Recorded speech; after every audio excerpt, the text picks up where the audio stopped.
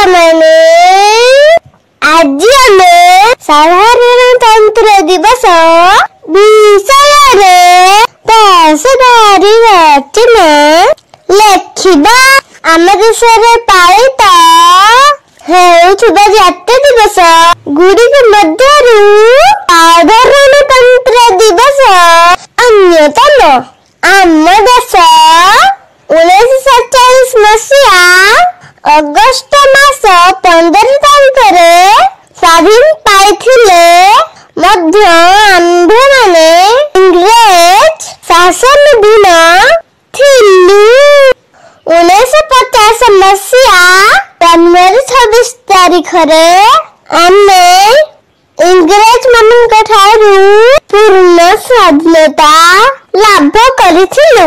ସ୍ୱାଧୀନତା ଦିବସ ପରି ଏହା ଏକ ମହାନ ଓ ପବିତ୍ର ଦିବସ। ଆମ ସମସ୍ତ ଭାରତବାସୀଙ୍କ ପାଇଁ ସାଧାରଣତନ୍ତ୍ର ଦିବସକୁ ଆମେ ଗଣତନ୍ତ୍ର ଦିବସ ମଧ୍ୟ କହିଥାଉ। ଏହି ଦିନରେ ସ୍କୁଲ, କଲେଜ ଓ ସରକାରୀ ଅନୁଷ୍ଠାନ ମାନଙ୍କରେ ପତାକା ଉତ୍ତୋଳନ କରାଯାଏ ଓ ଜାତୀୟ ସଙ୍ଗୀତ ଗାନ କରାଯାଏ।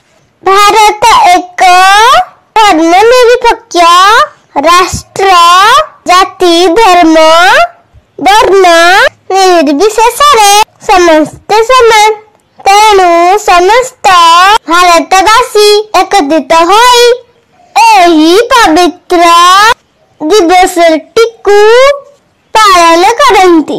ସାଧାରଣତନ୍ତ୍ର ଦିବସ ଏକ ପବିତ୍ର ଦିବସ ଆମ ପାଇଁ, କାରଣ ଏହି ଦିନରେ ଆମ ଦେଶର ସମ୍ବିଧାନ ପ୍ରଣୟନ କରାଗଲା। ସାରା ଦେଶରେ ଥିବା ବୀର ଓ ଦକ୍ଷ ପୋଲିସ ମାନଙ୍କୁ ଏହି ଦିନରେ ପୁରସ୍କାର ଦିଆଯାଏ।